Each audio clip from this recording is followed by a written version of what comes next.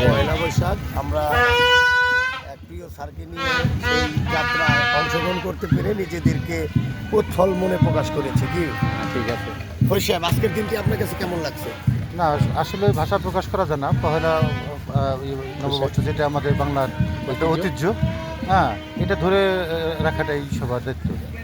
Sir, আজকে দেখতে পারলাম আপনার যে মনের একটা সত্যি অনুভূতি, আমার কাছেও ভালো লাগলো। আপনার কাছে আসলে কেমন লাগছে আজকে? একটু এটা তো বললাম, মনের অনুভূতিটা মুখে বললে প্রকাশ করা যাবে না, মুখে বললে অতিরিক্ত হবে।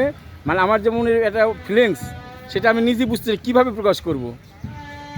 আজকে আপনার যে ড্রেস আপ আমার কাছে অনেক ভালো লেগেছে। আপনি আসলে গ্রামের ঐতিহ্যকে আসলেই সত্যিকার একজন শিক্ষক হিসেবে গড়ে তুলেছেন এবং দেখিয়েছেন যে শিক্ষকরাই আসলে বাস্তবের বৈচিত্র্য রূপ তুলে ধরতে পারে। আচ্ছা, ধন্যবাদ। ধন্যবাদ।